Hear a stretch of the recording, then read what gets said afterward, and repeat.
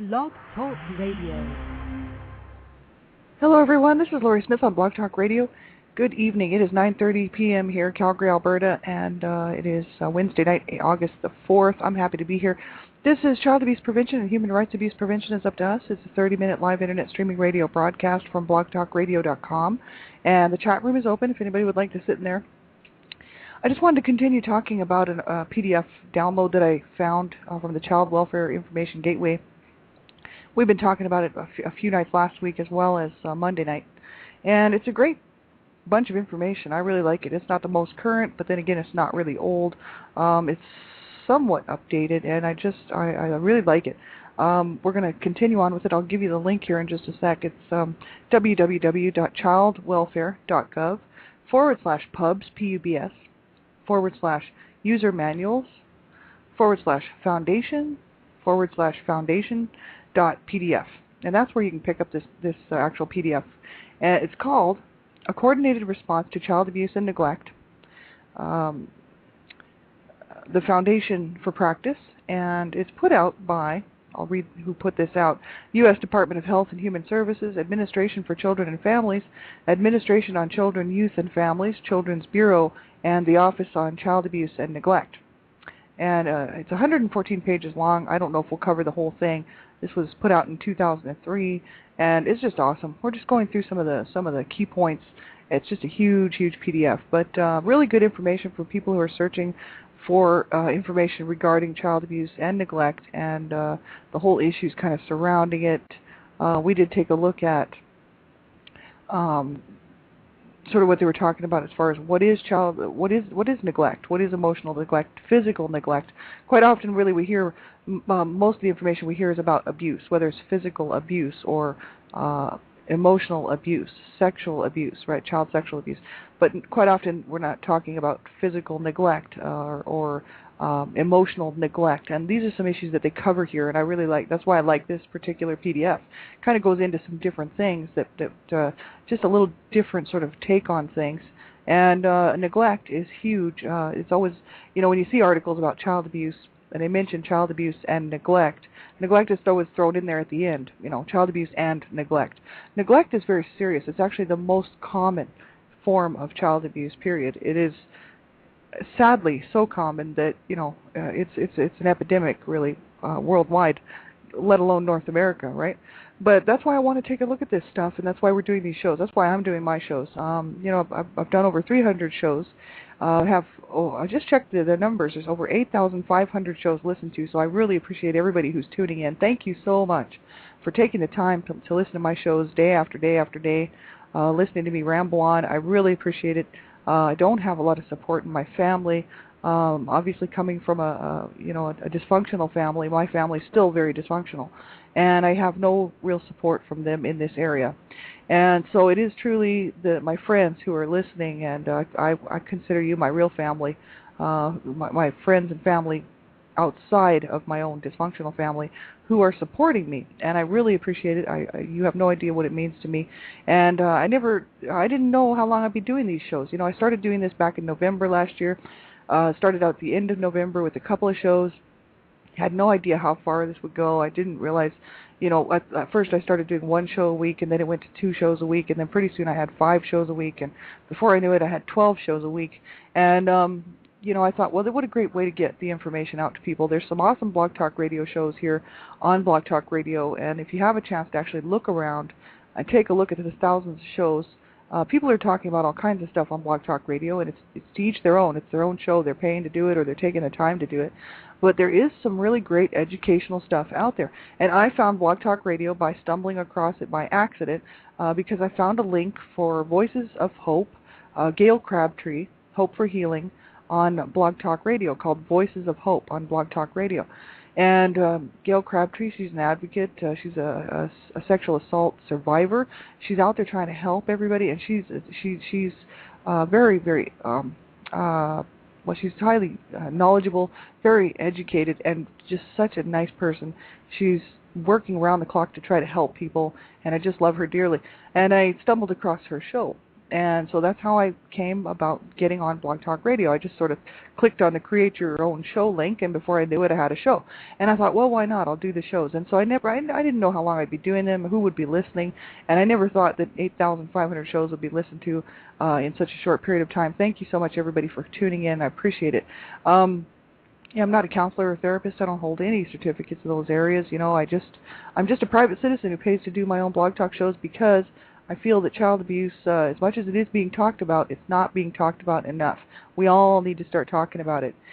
Mainstream society is very uncomfortable talking about abuse, and that's because abuse is ugly. Abuse is a harsh reality that we all live with, and sadly, most people would rather not have to deal with it, so they bury their heads in the sand, close their ears, close their mind, and don't want to deal with it. In the meantime, children are dying, children are being maimed and tortured daily by their parents. If not their parents, it'll be a family member.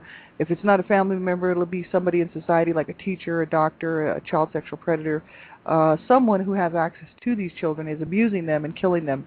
And if they aren't killed, if they're not physically murdered and don't die from the abuse that they suffer, they will go on to have these horrific lives filled with all kinds of adult survivor issues, suicide attempts, self-injury, quite often self-sabotaging their life, turning to substance abuse. And not all survivors of child abuse do these things, but we're talking a lot of them do.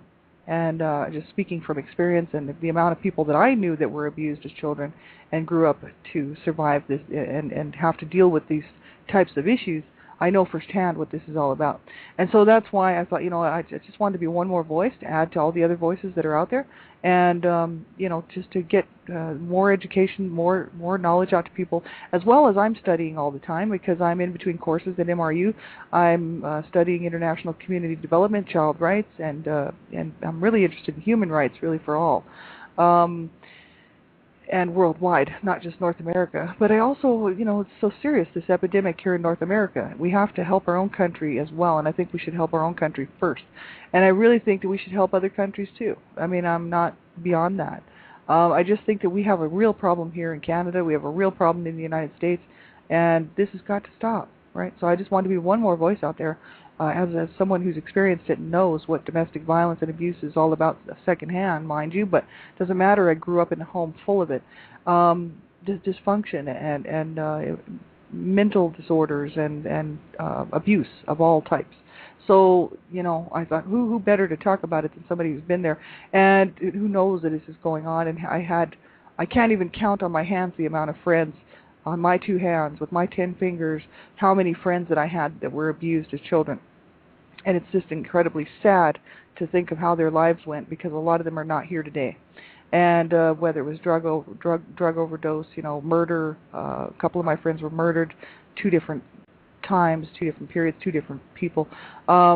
Absolutely horrible lives that these people went on to live, and and some I have no idea. I haven't heard from them, so I have no idea where they went with their lives. And I would hope that they've gone on to heal and have a good life. And I just kind of, if I started naming them out, if I could, you'd be surprised. I knew so many children who were abused, and people just, it was my life back then. You know what I mean? It was just my life. It was the way I was brought up. I was born into an abusive home, and it continued on all the way through until I moved away from my family, which was about 15 years ago.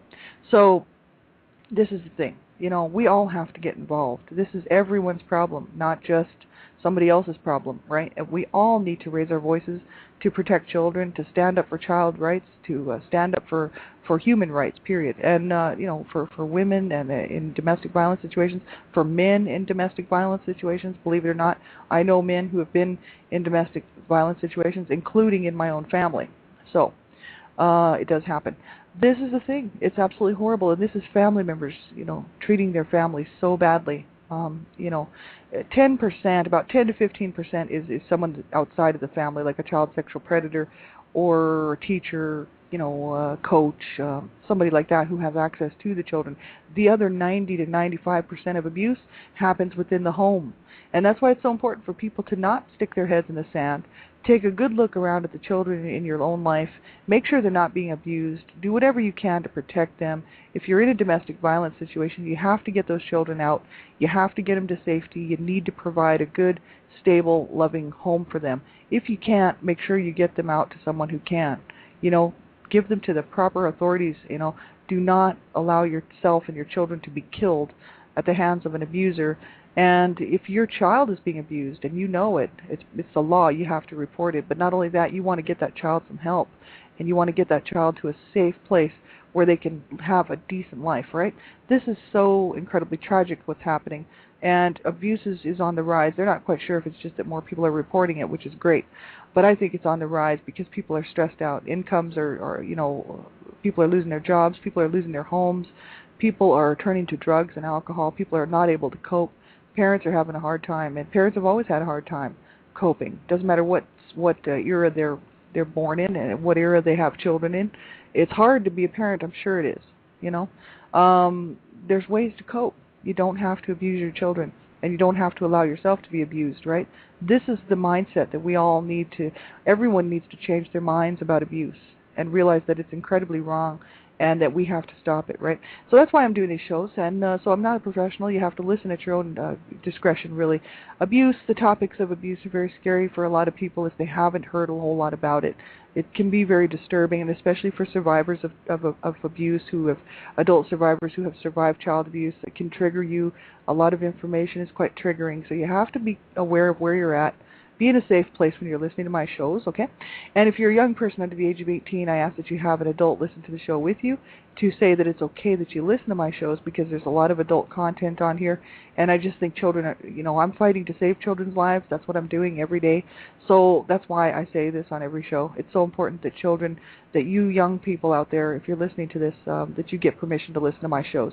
I want you to be safe. And so you have to let an adult know what you're doing online, and it's a good idea to get into a habit and a practice of doing it, because you can save your life, you can save your friends' lives, you can protect yourself from a child sexual predator. There's hundreds of thousands of them out there all the time looking to get a hold of children, and so you want to get the information to keep yourself safe, and you can do that just by typing into your browser online. Just type in Internet Safety, Child Online Safety, Internet Safety for Children, and it'll bring up all kinds of websites with all kinds of great information on there about how to stay safe. We did a bunch of shows about this probably back in the springtime sometime. I did a whole week's worth of shows on Internet safety, but you'd have to go back through the archives to find all that. I would say just type into your browser Internet Safety, Child Internet Safety, Children, Internet Safety for Children, and get the information and learn how to keep yourself safe. It's not good to live in fear. Fear is a horrible way to live. It's better to get the education. Parents need to get the education so they can help protect their families and their children, and young people need to get the education so they can protect themselves and their friends from child sexual predators, right? You do not want to be a victim of a child sexual predator, let me tell you. And you need to keep yourself safe, right? It's so important. So we're going to get right on with the show. And I'm just going to read right from, and I've got a good friend in the chat room. Hello, Kate.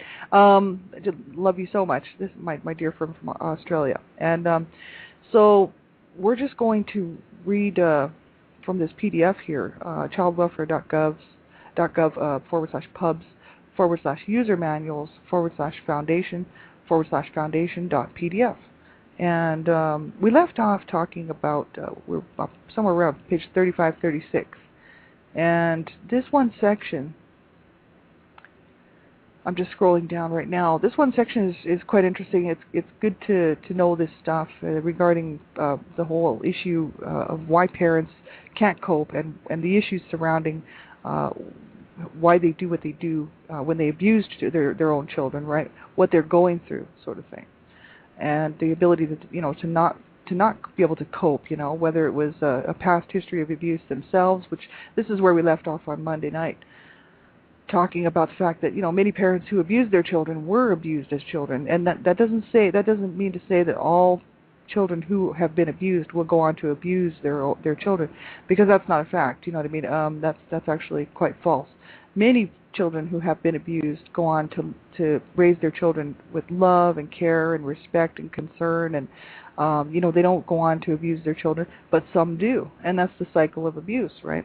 And that's what we have to stop. We really have to get the education out there, get the information out there for people so that they know that it's a cycle of abuse that keeps this going. So Chapter 5, page 34 of this PDF, what factors contribute to child abuse and neglect? It says, this is where we left off, there's no single known cause of child maltreatment, nor is there any single description that captures all families in which children are victims of abuse and neglect, and we looked at that. They said risk factors associated with child maltreatment are sort of grouped into these 4 domains, and that's parent or caregiver factors, family factors, child factors, and environmental factors. And they go on to talk about each one of those. Parent or caregiver factors is like personality characteristics and psychological well-being, a history of maltreatment, substance abuse, attitudes and knowledge. Age is also a factor. Personality characteristics and psychological well-being. They said that some maltreating parents or caregivers experience behavioral and emotional difficulties, severe mental disorders, but they're not always common. Not everyone with a mental disorder will abuse their children, and that's a fact. And not everyone who has emotional difficulties as a parent will abuse their children. So see, this is just the thing. It's not, you can't say that just because someone has a mental disorder or a mental illness that they will abuse their children. That's just not true at all. It's just that it can play a part in it. It has been, it is sort of, it can, right? It doesn't mean it always does, right? Parental histories and the cycle of abuse. This is what I want to look at. A parent's childhood history plays a large part in how he or she may behave as a parent. Individuals with poor parental role models or those who did not have their own needs met may find it very difficult to meet the needs of their children.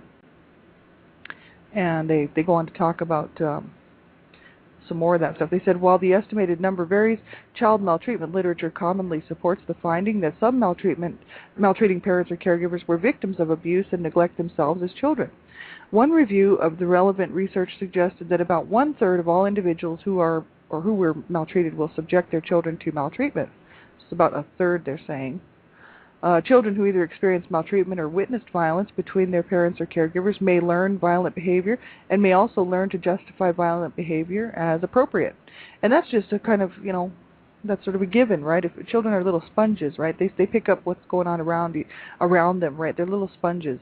So if they grow up at a home where there's a lot of abuse, a lot of violence, a lot of name-calling and verbal abuse and emotional abuse, psychological abuse, they will take that on quite often as a learned behavior, right? And then they take that on thinking that it's perfectly okay to do that because that's how they grew up and that's what they saw when they were little. And they will sometimes treat their own children that way, or their own families, their own partners. When they get older, they'll pass that on to them, and that's that whole cycle of abuse, right? It says an incorrect conclusion from this finding, however, is that a maltreated child will always grow up to become a maltreating parent. That's incorrect, right? There are individuals who have not been abused as children who become abusive, as well as individuals who have been abused as children and do not subsequently abuse their own children. So in the research review noted above, approximately 2/3 of all individuals who were maltreated did not subject their children to abuse or neglect. So see, that's just, it's just the truth, right? Now, my mom was abused as a child and horribly. And so, I'm not surprised that she treated us the way that she did. And then she was in an abusive marriage. So you were looking at a woman who was abused as a child and then was in this loveless, abusive marriage and had a whole bunch of kids that she really didn't want and was miserable, absolutely miserable, and couldn't cope and just lashed out at us like her own mother had done to her, right? Because she was abused by her mother. And so, I look back at it on it now, and I can see the cycle, right? Whereas when I was younger and enduring the abuse, I actually felt that it was a personal thing. She was just personally abusing me because, I almost just didn't look. I couldn't see the whole cycle when I was a young kid. You know what I mean? Going through that, right? Now, as an adult, looking back on it, I can see what happened. You know what I mean?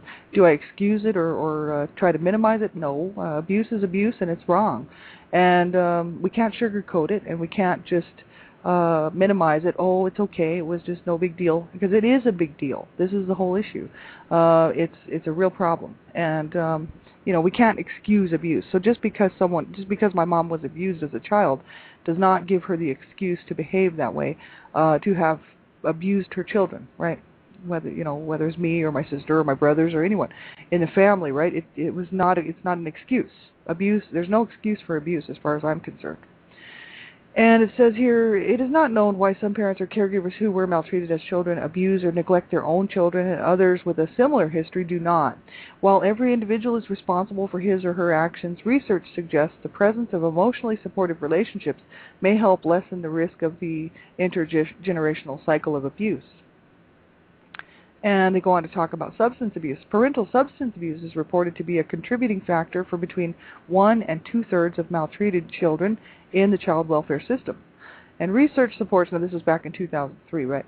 Research supports the association between substance abuse and child maltreatment. For example, a retrospective study of maltreatment experience in Chicago found children whose parents abused alcohol and other drugs were almost 3 times likelier to be abused and more than 4 times likelier to be neglected than children of parents who were not substance abusers. So that's pretty high. Almost 3 times likelier to be abused and more than 4 times likelier to be neglected than children of parents who were not substance abusers. So, and that's harsh, Like my parents were not substance abusers. Now the rest, their children were. Some of their children were. We went on to use drugs and just as a coping mechanism, really. But our parents were not drinkers. Like our parents were. What used to get me was that our parents were stone cold straight when they were abusing us. They were not under the influence of any kind of drug or alcohol. When they were abusing us, they were right. They were in their right mind and they knew exactly what they were doing. And that always bothered me a little bit later on because I had friends who were abused because their parents were alcoholics and whatnot and substance users, right? Illegal substance users. And they'd talk about the abuse that they were enduring from their parents, and I actually saw some of it, witnessed some of it as a young kid. And I thought, well, their parents are out of their minds because they're on drugs or they're just drunk or whatever. And then I'd go home and my mom would be stone cold sober and beating the crap out of me, And I thought my mom knows exactly what she's doing and she's still doing it and has no remorse and no regrets. And so that's the thing.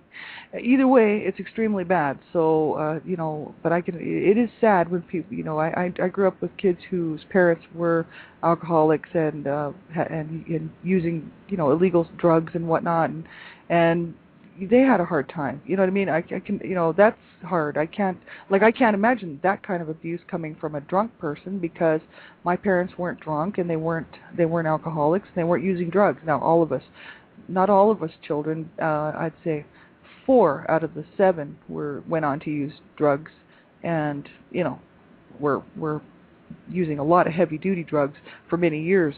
And 2 of my brothers died because of the drug use that they were involved in. One of my brothers committed suicide. He was a cocaine addict, and people just thought he was a loser because he never could get his life straightened out. And nobody took a look at the fact that he was the one who reported my dad.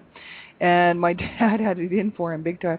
Because he's the one that got my mom and dad busted with the CPS and DHS, but when he reported the abuse because a teacher had seen him at school with bruises and he was wearing a t-shirt, not a t-shirt, but a turtleneck in the middle of summer in the hot New Mexico desert in a turtleneck with a winter turtleneck to hide bruises and whatnot, right? And the teacher noticed and she took him to the nurse and they talked to him and they checked him out and everything, and he said he was afraid to go home, so that's my dad got busted, see. So my dad had it in for him. He committed suicide at the age of 33. And I remember the way he was treated. You know what I mean? I was there. I saw it. I experienced it. It wasn't good.